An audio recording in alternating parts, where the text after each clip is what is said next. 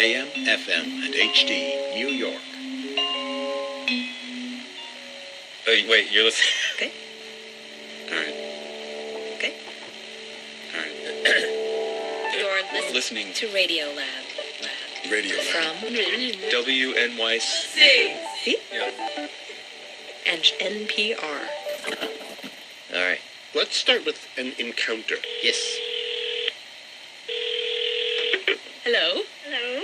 Okay. Can you hear me okay? I can barely hear you. Okay, so this is, our producer Lulu Miller was calling around trying to find some stories for this hour. Let's see. And she ended up on the phone with a woman named Barbara Smuts. Is that any better? Yeah. Barb Smuts is now at the University of Michigan, but years ago she was a field researcher in Tanzania, working with the great Jane Goodall. You know, following chimps at a distance and writing down everything they do and that kind of thing. Right. Okay. And when she was in Tanzania, she ran into, in Gombe National Park, a particularly young male chimp named Goblin. Will you tell me the story of Goblin?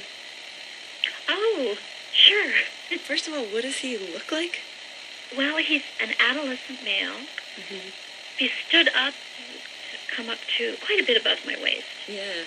And almost immediately he started picking on me in the sense that, he would walk past me and just kind of jab me casually as he went by. And sometimes he would punch me with a fist. Sometimes he would just kind of whack me with an open hand or just kind of use his body to just kind of shove at me as he went past.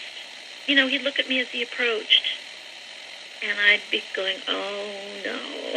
And is that something they would often do with humans, or was this... No. He was in a phase of life.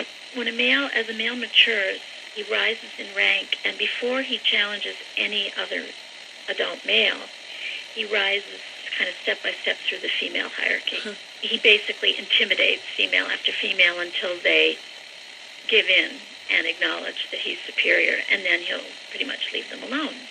So he was at the point where he dominated all but probably 2 of the adult females. And you. And me. So that part of it is where Goblin was, and the other part of it is that I'm really small. So as you're out there doing your research, what do you think is going on?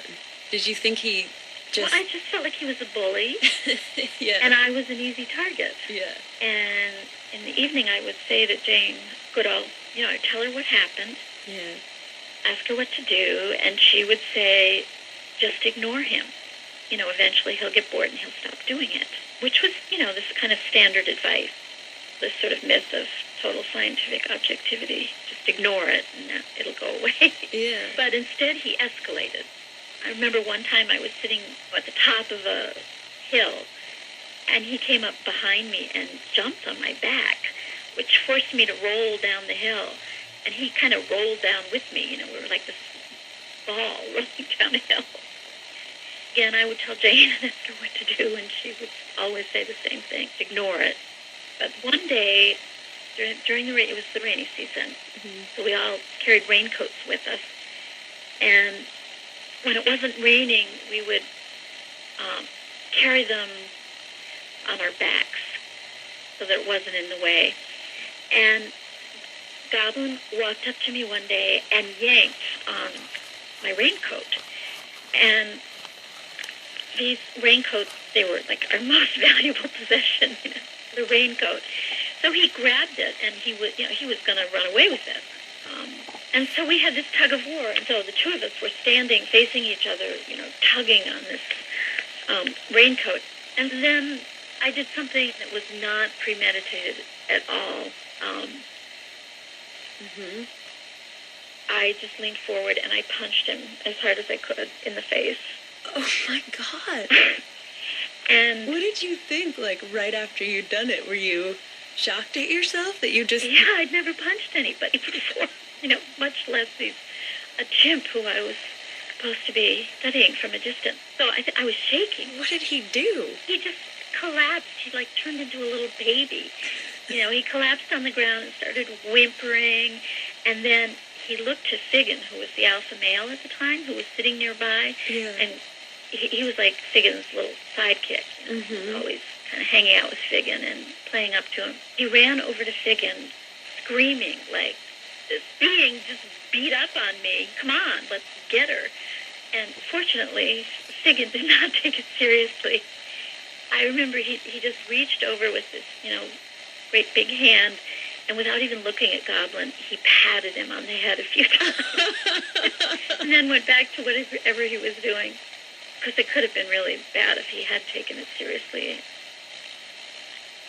And I did not go back and tell Jane Goodall I had punched Goblin in the nose. And I didn't tell the story for a long time. Why not? Well, I think I would have gotten a lot of disapproval. Yeah. Anyway, Goblin never bothered me again. So here's the reason we played that story, because here you've got this moment where you've got a scientist, Barbara Smuts, who's a trained scientist, has got scientific rules of objectivity and all that, and She totally loses it. yeah, she slips. And for just that moment, she's not really a human, he's not really a chimp. The raincoat is the only important thing. The borders have dropped is really what's happened. Yeah. Now, we're used to thinking of borders, between us and the animals, as being fixed. And most people would say this is good. Keep them there, keep us here, keep us separate. But not in this hour. We're going to meet people who decided to go the other way. People who are trying to live intimately, and I mean really intimately, with big wild animals. Something you could either call incredibly stupid or our last great hope. Because there are so many of us on the planet. So coming up, we've got 2 stories of radical experiments in sharing. I'm Jad Abumrad. I'm Robert Krulwich. This is Radio Lab. Okay, story 1.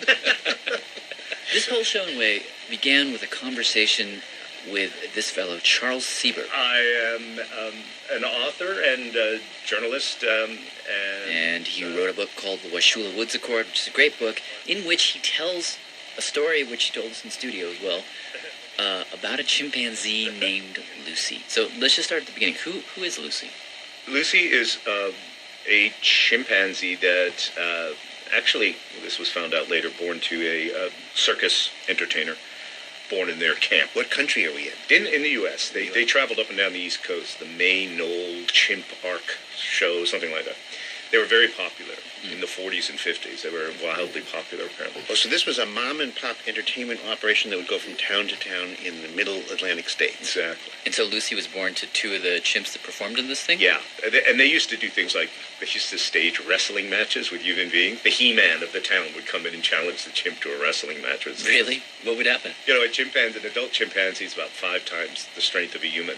And this guy would walk in thinking, I'm going to give this chimp my money. And like one swipe of this chimp's forearm, and the guy would be on Queer Street and be carried out. It would end so quickly. And then the house band would go, He's out of there. Okay, so getting back to our story about Lucy. This is a story that begins in 1964, and it's one that Charles would have never heard about had he not bumped into this obscure old memoir. Long out of print. Yeah, what's the name of the book? Do you actually have it with you? Yeah, hold on. It's called Lucy Growing Up Human. A Chimpanzee Daughter in a Psychotherapist Family by Maurice K. Tamerlan. Maurice K. Tamerlan, he is the psychotherapist. He's a psychotherapist. And he's also the dad in this story. And his wife, Jane, who's a social worker, she's the mom. Now, the thing to know was that, especially for Maurice Tamerlan, this was more than just adopting a baby chimp. This was an experiment. Yeah. He wanted to know, given the right upbringing, how human could Lucy become? What he says early on in this book, would she learn to love us and perhaps Have other human emotions as well? Would she be well-behaved, rebellious? intelligent or stupid? What about sex? Maurice Tamerlan actually died in 1989, but these are his words, read by radio host David Garland. Would she mother her offspring? Could she learn to talk? How intelligent might she be? And so how did they get her? He says that he and his wife Jane made all the arrangements. went and got the chimp. On the day the infant was born, The mother was anesthetized. in the early morning of her second day, Jane fed the mother a Coca-Cola which had been spiked with phencyclidine. a drug which puts chimpanzees into a deep, pleasant sleep. And the baby was taken away. Jane named her Lucy and brought her home on a commercial airline, carried in a bassinet, her face covered with a lacy blanket. We were blissfully unaware of the complexities we were creating on the day Lucy came home. So the baby was a day or two old? Just 2 days old. So it wasn't weaned? No. And that was part of the experiment. They bottle feed her? Yeah. She quickly learned to hold her own bottle. At 2 months, her eyes would focus. At 3 months, she was trying to climb out of her crib to go to people. And at 6 months, she was pretty mobile on all 4 limbs. Memoir goes on. By the time she was about a year old, she was eating at the table with us. Forks, spoons, knives. She would see us using silverware and immediately do so herself. She began to dress herself in skirts. She would often grab my hand, pull me to my feet, and beg me to chase her, always looking back to see that Daddy was not too far behind. You know, he really went at this with this sort of full-bore earnestness, you know, when he calls her his darling daughter. And I took great pride in my daughter's achievement. He does feel like a real parent to Lucy. She was so responsive to being looked at, held, and stroked. But he's also, to make no mistake, treating this as a very intense, cutting-edge experiment. The next phase of the experiment, which occupies a good deal of the book, involves one of those talents that we thought used to only be limited to us. Language. Okay. Can you introduce yourself, please? Okay. My name is Roger Fouts. I'm a professor of psychology and have worked with chimpanzees since 1967. Roger Fouts was called in by Maurice Temerlin to address one of the, crucial questions of the experiment. Could she learn to talk? Right. And at the time, he was the guy. He'd just been part of a team that had proven for the first time that chimps could use sign language to communicate. So his job with Lucy was to teach her how to sign. And I think I came into her life when she was, as I remember, it was 1970. I think it was 4 or 5. She was 4 or 5 years old. Roger taught her signs for airplane, baby doll, ball, banana, barrette, right, berry. Yeah. So I was sort of like blanket, the tutor friend babysitter that would come over for a few hours, bow tie, each day and spend some time just playing with Lucy. Candy. I would work on signs. Can't. We'd read books together, or we'd go for walks, and I would chat with her basically. Cry. Dirty. And he says that Lucy enough just sort of picked it all up. It was like a game.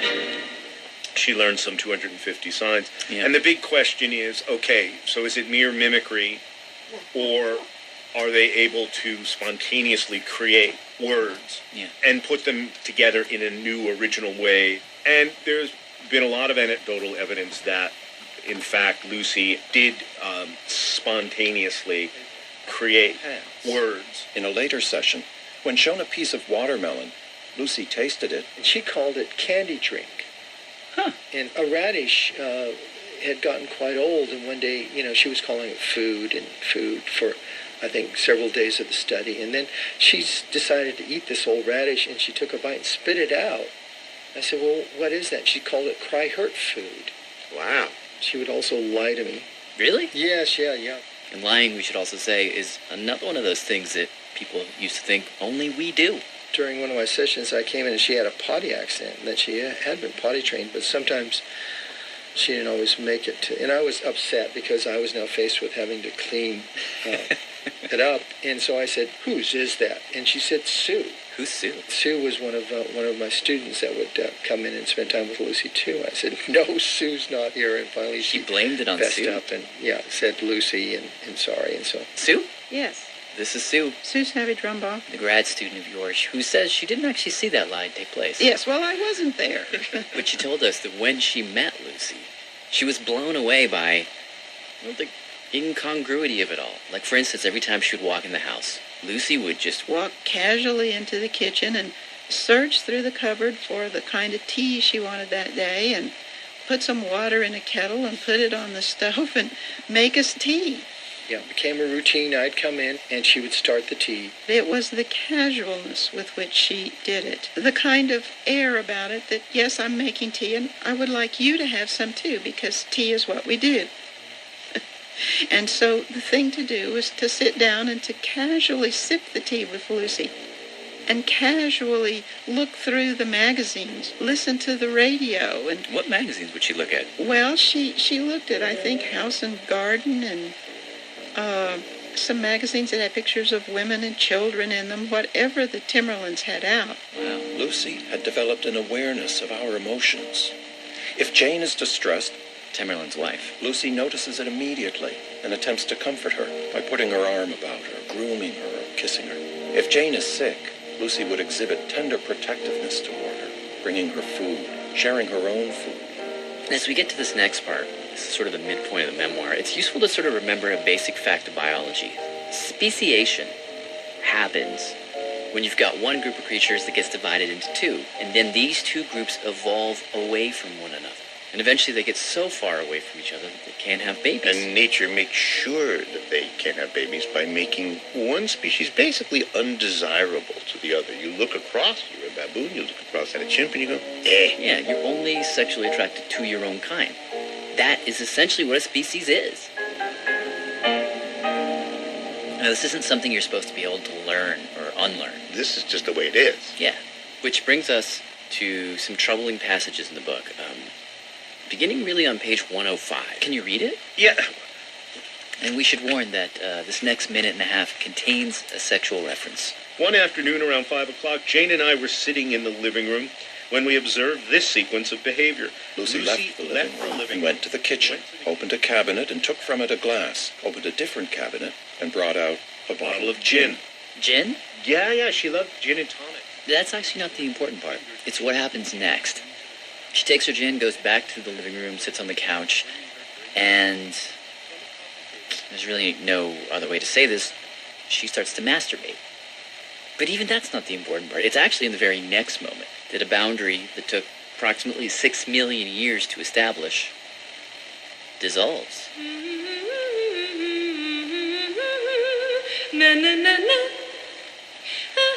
Mr. Timmerland sees Lucy doing this, and he thinks, This is a perfect experimental moment. So he runs off to the mall. Buys a copy of Playgirl magazine and brings it back to her. This is full of naked guys. Yeah. And Lucy would masturbate to these centerfolds. I was not a part of that. I was never there when Lucy looked at the porno. But Sue says that she was there But I did see. for what happened next. Yes. I was there when she was introduced to her first adult male chimpanzee. Had Lucy ever seen another chimpanzee before? Never seen another chimpanzee from the moment of birth. Wow. She says they brought this male chimp in. To see if Lucy was attracted to chimpanzee males. And was she? Well, the male chimpanzee would sit there with his hand held out toward her, and she was very frightened. And she tried to move away.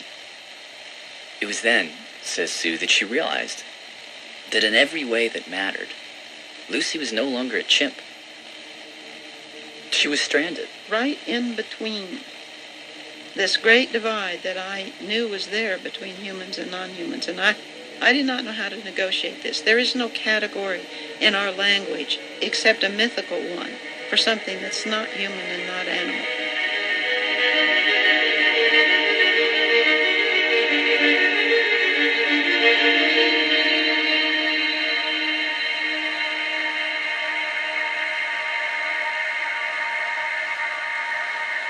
Message 8.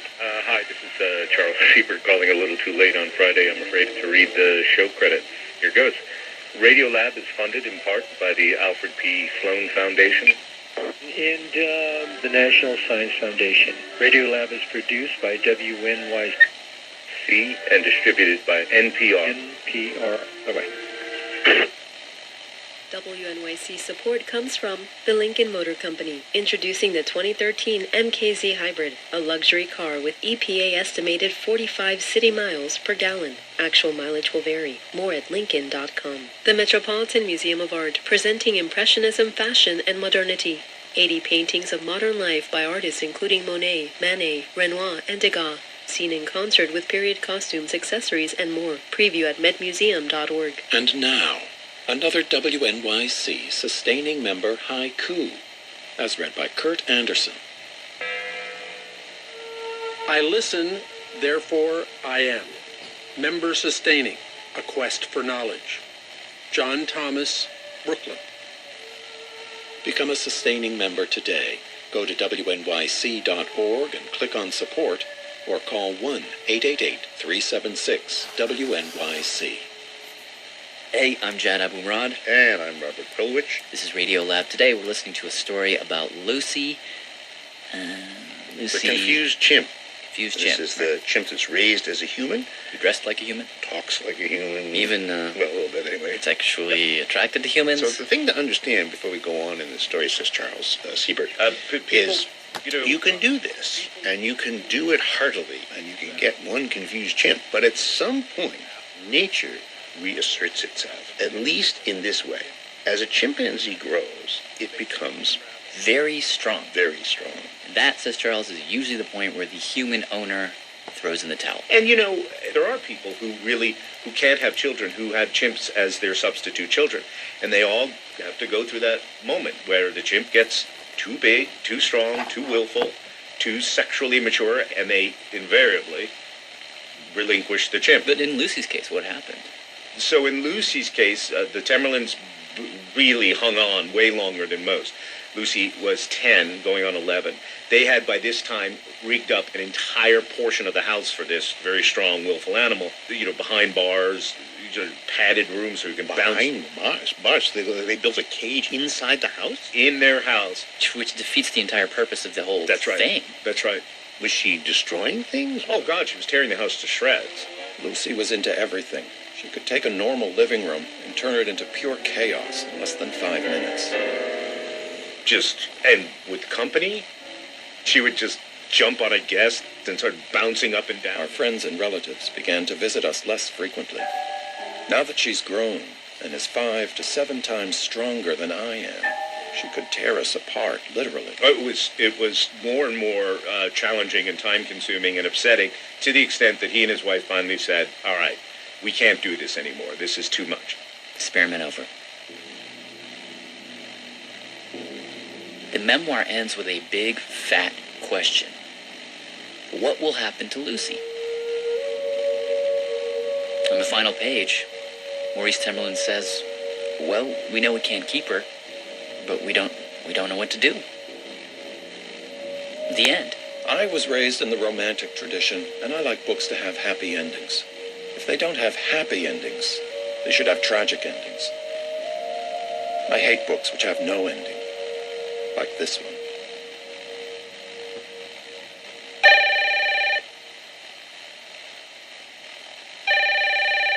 Hi. Hi, is this Janice? Yes, it is. This is Janice Carter. Not only does she know the ending of the story, she's actually the key player in it. Well, I hope we have decent conversation because the lines are really terrible. It took us a really long time to find Janice Carter. She lives in a remote part of Gambia in Western Africa, and that'll become relevant in a second. How did you meet Lucy? I met her. One of my part-time jobs that I had to put myself through grad school was to clean Lucy's cage. That's how I met her. I cleaned up after her. In fact, Janice says she was one of the few people who could actually handle Lucy when she was out of her cage. Which surprised the Timmerlands because she had been quite difficult with previous caretakers. Was that because you were stronger than the predecessor caretakers, or you were clever, or? Well, I think it was probably more timing.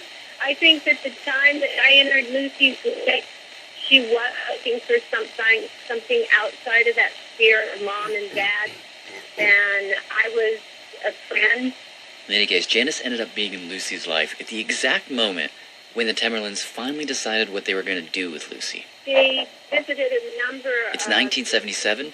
They had just spent a year traveling around the world looking at different options. Zoos, research labs, chimp retirement homes, which were these facilities that were springing up to house chimps like Lucy, who'd been raised by humans or were in the circus. But every place they visited, she says, was just too depressing for them, too cage-like for this being that they essentially considered their daughter. And so, the decision they came to was that the best way to honor Lucy, the best way to really make her happy, was to simply let her go. in the wild. And they asked Janice to help them do it. Did you have any idea or any experience of what you were getting yourself into? Zero. I didn't have a clue.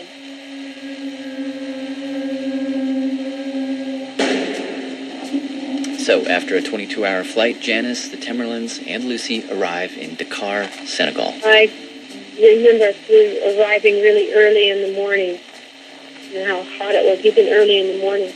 Compared to Oklahoma, this was just different. Lots of insects, mosquitoes, and high humidity. It was the rainy season. After they landed, she says they piled into a car And crossed the Gambia River. and then made their way to a nature To a reserve, nature reserve. which was basically just a bunch of big cages Really large enclosures there. sitting right outside in the jungle. So they get there, coax Lucy into one of these cages, say their goodbyes for the night, and they leave her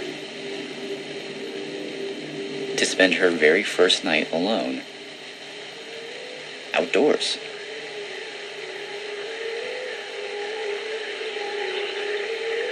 After a few weeks, Maurice and Jane Timberland decided to leave.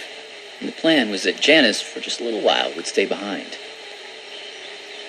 You know, to help Lucy with the transition. She started to lose her hair and get skin infections, and I wasn't happy being there either. I hated it. How long did you think you would be staying there? 3 weeks. 3 weeks. Wow. It's worth saying that Janice Carter has actually never left. At the end of those 3 weeks, there was just no way that I could leave Lucy. The weeks turn into months, and then into a year, and still, Lucy's stressed out. She's not eating, her hair is falling out. It was just way... By this point, a whole other group of chimps shows up at this nature reserve. These are former captives like Lucy. And they start to deteriorate as well. So Janice decides what she needs to do is change locations. So she takes Lucy and all these other chimps to this abandoned island that she'd found. It's a long, narrow island. This is in the Gambia A River. mile wide at its widest point. Very thick green forest. And the idea here was that you would release them and they would be able to do whatever in the island and learn how to climb trees and learn how to forage and learn how to establish relationships with each other. Was that the notion? Yeah, in a nutshell. And you would think that if you gave them freedom, they would just jump for joy, and that's the last chapter of the book. But it's not what happened. She says that when Lucy and the other chimps got to the island and she let them loose, they clung to her. During the day, she'd walk them around the island and point out to them, here are the fruits you should be eating, these are the leaves you should be eating. But they weren't interested in any of that stuff. Oh, no. They were actually more interested in her stuff, Yeah.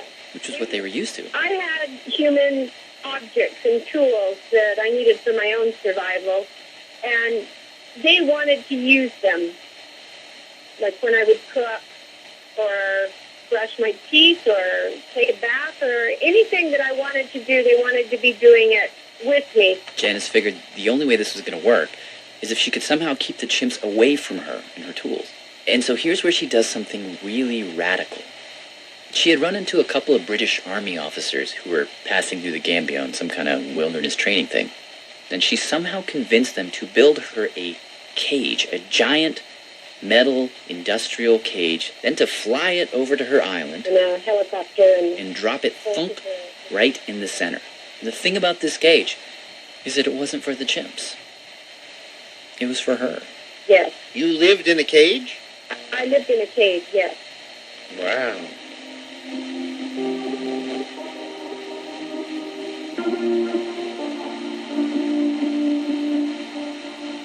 And in the beginning, she says, her cage didn't even have a roof. No, in the rainy season it rained on me.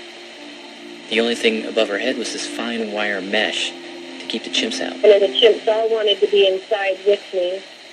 When I said no, then they would climb on top of the cage and sleep out in the open on the wire on top, right above me. Every time there was any sound in the night of a hyena or anything, they would immediately squeal and defecate and urinate right on top of me. Oh, God. Then I put corrugates on the roof, but then they started dancing on the corrugates. They really liked the sound that it made, so they were all day long busy dancing. It sounds funny, and it was at times, but it distracted them from being chimps.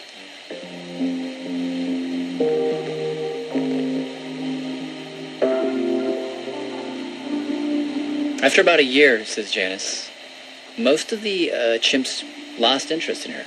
Because they couldn't get her tools, she was stuck in a cage. They gave up. They stopped hanging around her, and they just wander off into the forest and forage for themselves. But Lucy would stay behind. She, for obvious reasons, thought that she was different than all the rest of the chimps. And so Janice and Lucy entered into a kind of sign language battle of wills. If I came out of the tent to look to see if they were all gone, there she was, right there, looking really forlorn at me, and using sign language to tell me to come out to be with her. But Janice would sign to Lucy, "No, Lucy, go." Go. Lucy would then sign back, "No, Janice, come." No, Lucy, go. "No, Janice, come." Lucy, go. And this went on and on. I tried and I tried and I tried and I tried. But Lucy wouldn't move. She would just stand there, waiting for Janice to help her. Sometimes I would stay inside the tent all day long, and I would try to ignore her, ignore that she was there, thinking that if I ignored her, then she'd go off with the others. But that didn't work. And if I did look at her, then she would sign that she was hurt. She would use a sign for hurt.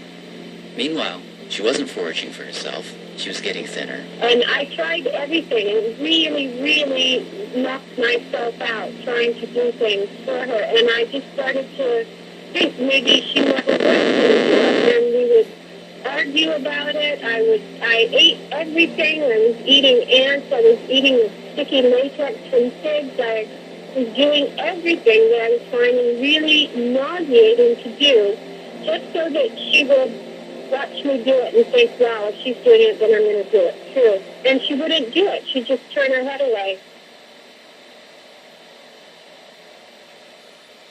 And I honestly thought at one point that she would rather starve to death than have to work for her food. I was losing hope.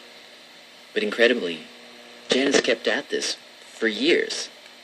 She'd have to toss Lucy some food, some of hers, just to keep Lucy from starving. But she kept at it.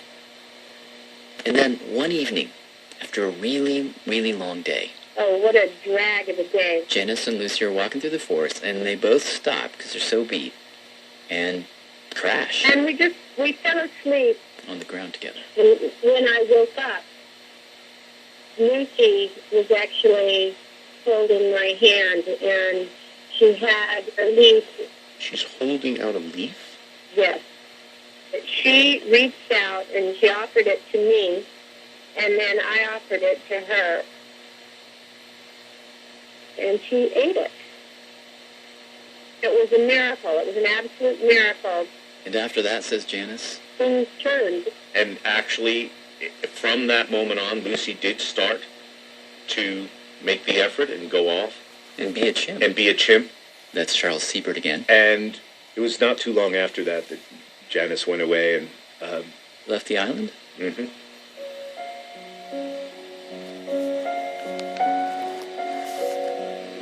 Janice says she'd, periodically circle in a boat just to keep an eye on Lucy. But she says she never, not once, set foot on that island. At least not for a year. And then one day, she decided to go back. This day is the first day that I went actually on the island. She pulled her boat up to the tip of the island, where there was this little clearing, and she parked.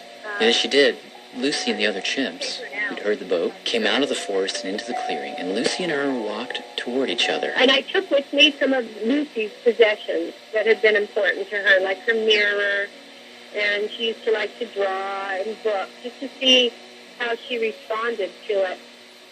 And what did she do? Well, she looked at the thing, she looked at the book, she looked at herself in the mirror, and she signed to herself in the mirror. Then all of a sudden, she grabbed me really grabbed me. One arm circled all the way around me, and she sort of held me really, really tight. It really made me breathless, and I started crying. She started to give these soft little pants, and I feel pretty certain what she was saying to me was, it's okay.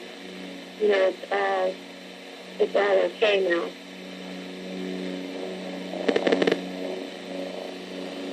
At that moment, somebody in Janice's boat snapped a picture of her and Lucy hugging. It's a picture that Charles Siebert printed in his book, and it's one of those images that when you see it, I don't know why, it just haunts you. Lucy has her head against Janice's chest, and Janice has her arms around Lucy. It's one of the more fraught moments. You have to just look at the picture. It sort of made me want to write the book. Something about the complexity and the invertedness of that picture. After that, the other chimps had started to go, and she wanted to go with them, and she got up, and she didn't turn back to look at me. She just kept walking. She wanted to go with the other chimps, and she did.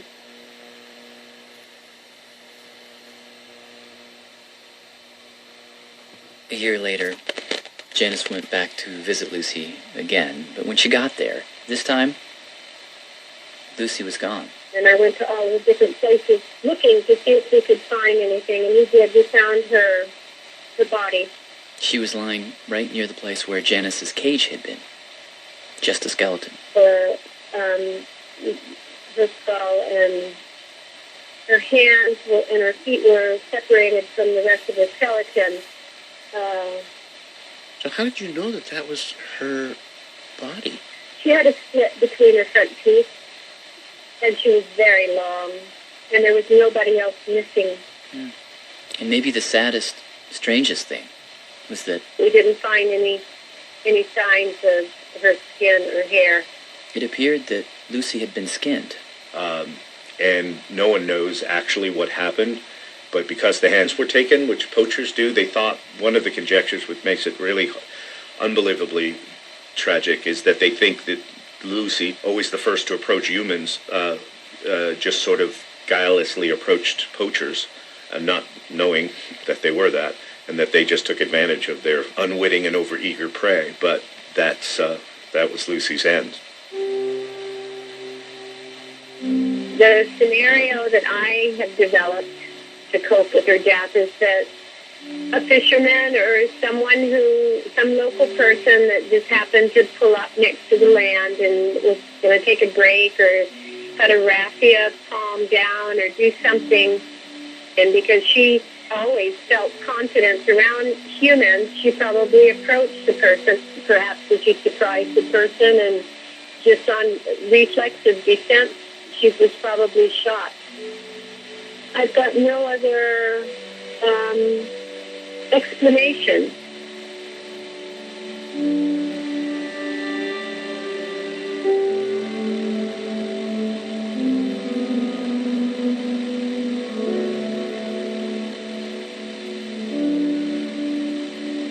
Janice Carter still lives in Gambia, where she now works not just with the chimps, but with the local population to protect the habitat for the chimps.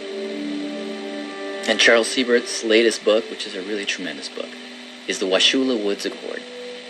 Our sincere thanks to him for turning us on to the Lucy story.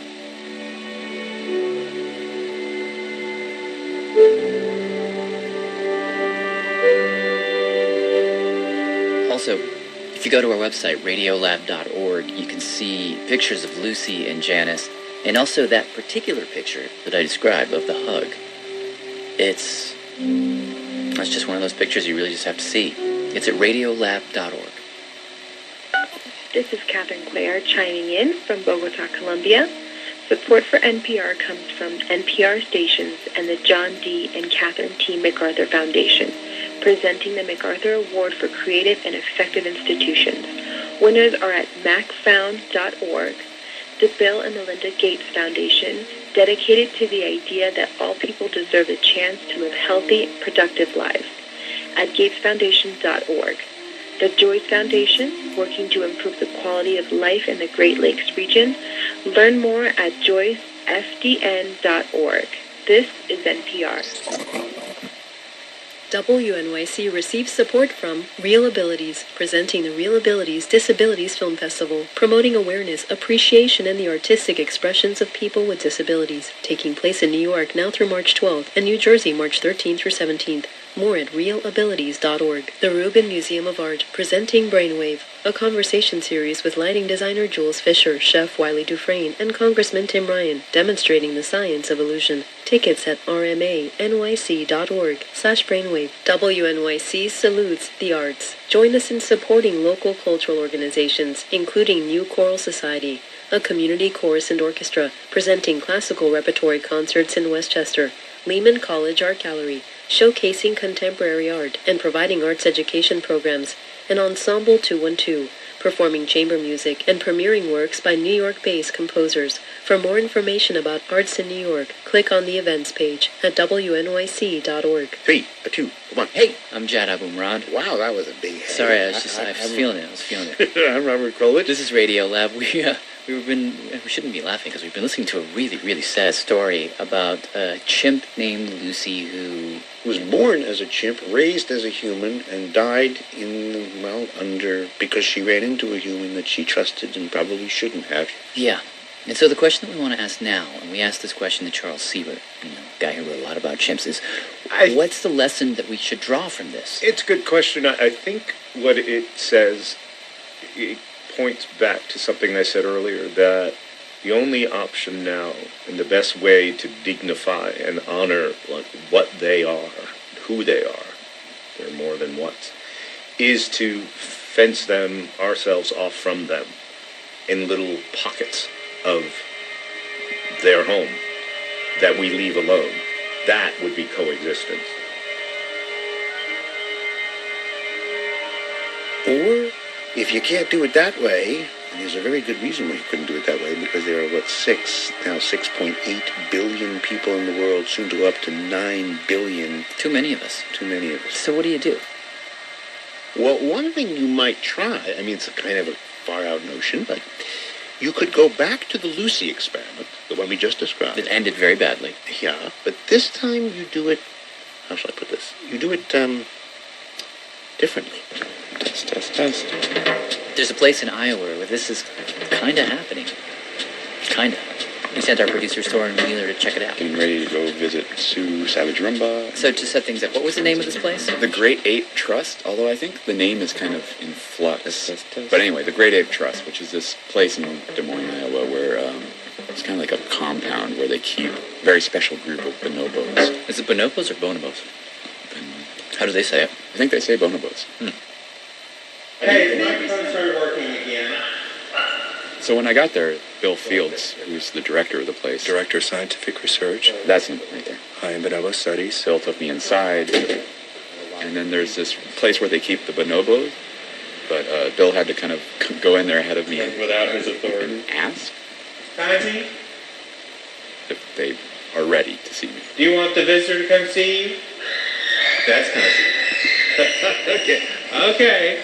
All right. We're gonna bring the visitor to see you. And I walk into this room, which is this kind of big concrete room. Here comes Kanzi. He'll be coming right through here. The rules are when there are visitors that the bonobos are kind of kept behind this fence. Oh, there's a fence in the room? Yeah. And just on the other side of the fence is Kanzi. Whoa. What does he look like? Is he big? He's pretty big. Maybe if he stood completely upright, he'd be a little bit shorter than I am. But he's built. And more than that, he's just got this kind of presence. He looks at you directly in the eye. He was standing there with his arms just kind of swinging. His fingers are amazing. Oh, they're so soft and sweet. It's not like going to a zoo. It's a little bit more like there's another person on the other side of that wire.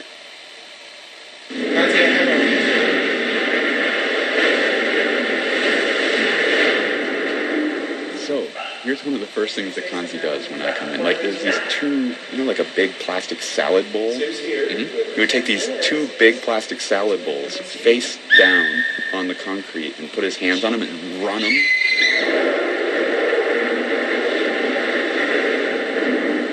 Around the room.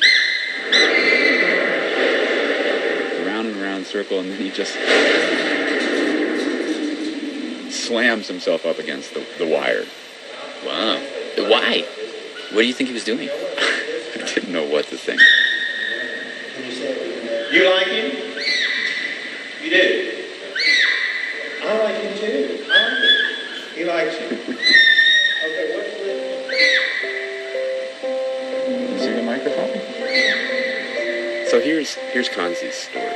Sue, you remember Sue from the last story? Sue Savage Rumbaugh. Oh, yeah. After she worked with Lucy, this is about 30 years ago, she got Kanzi, and she raised him. I mean, From a little bitty... bonobo. Wow. She would, carry Kanzi around with her all the time. Loving him as much as I love my son. She becomes like... We'd watch movies when we went to bed at night, and they had... a mother to Kanzi. This sounds a little bit like the Lucy thing, So, but the difference here is that... with Kanzi, we never wanted to take him away from his mother, Matata. Kanzi also has a bonobo mother. Matata was born in the Congo, so she carried the knowledge of the bonobos' culture as best she could across to Kanzi. I was a member of a different species. I had a different kind of language, a human kind of language. Sue says that the whole idea of the experiment was to create kind of an emotional bond between her and Kanzi that would fill Kanzi with an innate desire to understand what I was going to say, to understand how I felt, to want to communicate with me. And so pretty soon, Kanzi is using this. They have a kind of a special keyboard that they use with these symbols, and you can touch the symbol, and it makes a computer voice says a word. Egg. Good. Can you find milk? Milk. Good. He's using this symbol keyboard to communicate with Sue. How about Sue? Sue. Very good. This is the two of them sitting in front of the keyboard practicing. Peanut. Great. And how many words can he do? How about chow? Over 600. Really? Yeah. Chow. Wow. And then, this is where, to me, it just gets... Kanzi, as he got older, started being able to communicate without the keyboard. She would talk to him, and he would talk back. Man. I'll give you an example. It was when I was there was one point where we were outside. We're here, Kanzi. Where are you? Like, Kanzi has this outside space, and we're outside too, but he's still fenced in like before. And Bill and Kanzi are having this kind of back and forth. What's out there? Do you see something? Kanzi seems to be saying, there's something I want to show you, or there's something you need to see. It's not quite clear what's going on. I don't see it yet. And Bill can't quite figure it out either. So Kanzi takes us then from the tool site over to this other place where out in the yard, there's this big pit. Let's go down here and look and see. That we can't see into because we're behind this fence. But What is it? Kanzi is basically pointing down in the pit. There's something down in the hole. There's something down in the hole. You have to go in to look at that, Bill. And according to Bill and Sue, saying there's something there. There's water. How is Kanzi saying this? I mean, to you and me, it would sound like... I mean, like, I could tell that Kanzi was gesturing at something. You got it. In here. But Is it dangerous? What is it? Bill and Sue are hearing Does it live under the mud? words. So Has it got teeth? It's got teeth. It's got big teeth. And you want us to get rid of it? Are you scared of it? Not too much. You can handle it. Well, I can't come in there right now, but I can in a little bit, and we'll check it out. We were so interested in this situation you're hearing right here. It's too cold out here. I'll come and look. Like, are they really talking? So we decided to call up Bill Fields. Hello? Hello. This is Bill. Hey, Bill, so we heard a bit of tape that Soren recorded where you guys were outside and Kanzi was pointing in a hole or something. And it just sounded like you guys are having some kind of real bilingual exchange. I mean, is that really what was happening? Yes, that's what was happening.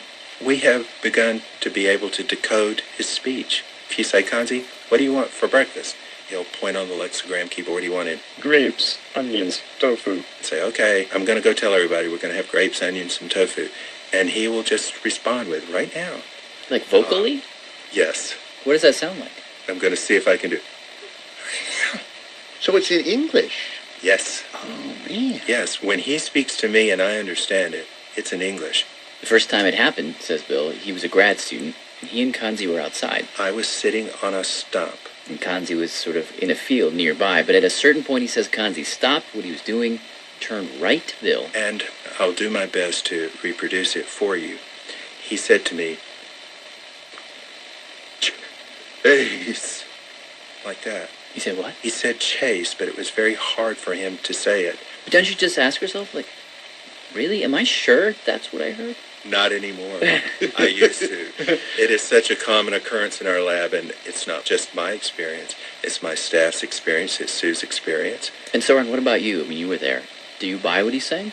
Kanzi speaks words. I still don't know. Yeah. I mean, the science isn't there, but what I do buy is that there's real communication going on, and I think it may be like a new kind of communication. Like this is something I don't think has happened anywhere else. Bill and Sue have literally created a third culture, a culture that is neither just bonobo or just human. It's something in between, and I think that culture and those relationships are real. Yeah. Now the weird thing about that is that with all the great things that come out of that, there are also moments of real confusion. Like what? Well, one time we had a principal investigator who was visiting the lab at that time, and she was having a very strong disagreement with Dr. Savage Rumbaugh about method. And this really upset Kanzi. Why? Was the investigator screaming at Sue, or what was she doing? Why do you call him an investigator? Is this some kind of academic visitor? Is that what we need? That's how scientists are referred to. You have the principal investigator, the co-investigator. But it's not Columbo with a gun, packing a gun. This is like just some guy from some college somewhere. It's a scientific investigator. Okay. So just to fill out the scene, you've got Sue, Bill, and this investigator in one room, and Kanzi in a different room behind some glass. So Kanzi can actually see what's happening in their room. You can see that this investigator is getting angry with Sue, his human mom, getting more and more animated. It was professionally aggressive and loud. And what was the argument about? Do you remember? Oh, yes. It was about the format that we were going to use for archived video. That's it? Well, wars have been fought over stupider things. And as Sue and this lady are arguing, what was Kanzi doing? He was banging on the window. So I went to speak to him. He walked into Kanzi's room. Kanzi then went to the keyboard and told him, "You have to punish that investigator for screaming at Sue." He didn't want. He wanted me to go in there and stop her from doing this. It was my responsibility to take care of things, and that if I didn't do it, he was going to bite me. Really? So were you being told, man up, this woman is being attacked and you're supposed to pound or bite that investigator? And if you don't bite her, I will bite you? Is that essentially? Yes. And I defaulted to human culture. I said, Kanzi, I really can't go argue. I can't interfere. I just defaulted to the way things would happen in the human world. And so later, I told Sue that Kanzi told me he was going to bite me. And Sue said, Kanzi's not going to bite you.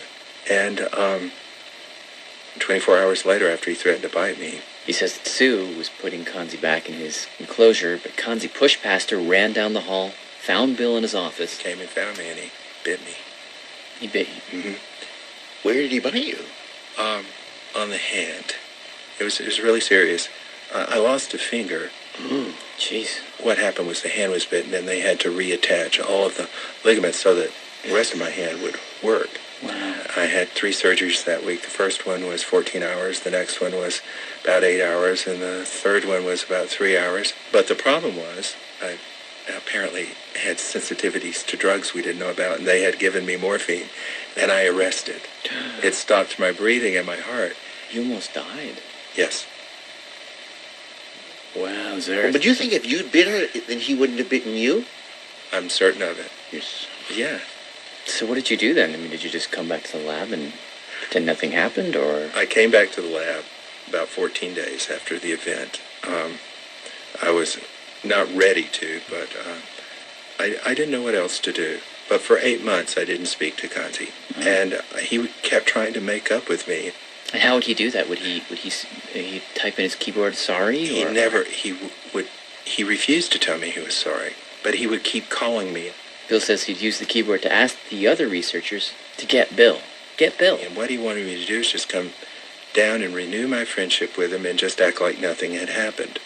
And I simply wouldn't go and see him. And Sue came to me and tried to talk me into going to see him. And I said, when Kanzi's ready to apologize. But she'd come back and say, no, Kanzi's not going to apologize. He doesn't think he should. And I just stood on my ground. Kanzi's going to apologize to me. Finally, one afternoon, 8 months later, one of his colleagues came up to him and told him, Kanzi wants to tell you he's sorry. And as soon as I got down there, he threw his body up against the wire, pressing up against me. And he just screamed and screamed in my mouth, which was this very submissive scream. It was very clear he was sorry and he was trying to make up with me. And I asked him on the keyboard, are you sorry? And he told me yes. And when you say he threw himself against the wire, I mean against the separating device between you and him? Yes, he just pressed his body up against that wire, and so I put my body up against him, and we just pressed up against each other. Do you see what's happening here? You're telling us a story which reads more and more and more like a soap opera between a community of beings. The fact that one of them is a little bonobo and the other one is a guy is almost incidental to the story. It's like, I could put this on Channel 5 if I wanted. It's just primates.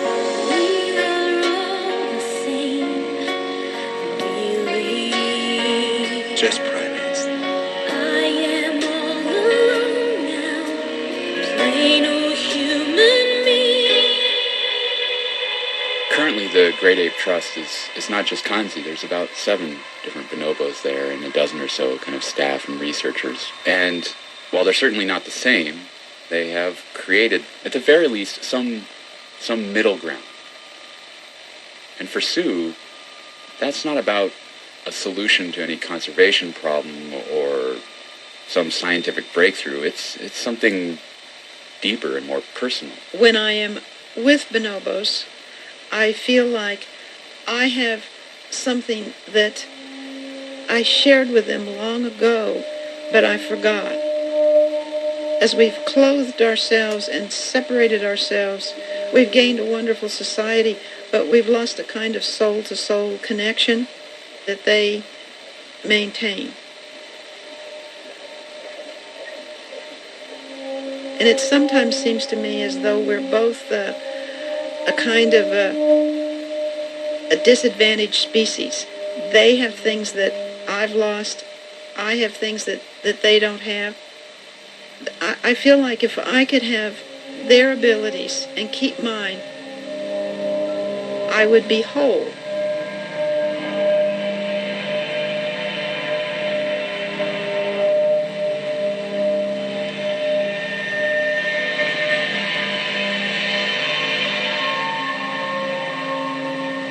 You can find more information about anything that you heard in this hour at our website, radiolab.org. We've also got Lucy pictures and Janice and Kanzi pictures there. And you can subscribe to our podcast. That's at radiolab.org. I'm Jan Applemrod. I'm Robert Krulwich. Thanks for listening. Radiolab is produced by Jad Abumrad. Jad Abumrad. Our staff includes Michael Raphael, Shorten Wheeler, Ellen Horn, and Lulu Miller, with help from Adi Narayan and Tim Howard. Special thanks to David Garland. This is Bill Field signing off. Bye-bye. 12:59 WNYC. Coming up next on 93.9 FM, it's This American Life, and on AM 820 Bullseye. WNYC is supported by USDAN Center, an arts day camp for children 6 to 18. USDAN offers music, art, theater, dance, writing, chess, and organic gardening. Buses from most New York neighborhoods. More at usdan.com. Tina Packer's Women of Will. Ben Brantley of the New York Times calls the show an exploration of Shakespeare's heroines. Now through June 2nd at the Gym at Judson. More information at womenofwill.com. This American Life next on 93.9 FM. Sunny this afternoon with a high of 53. Clear tonight, a low of 31, and mostly sunny tomorrow. Highs around 50. It's sunny and 49 now in Central Park at 1 o'clock. This is WNYC.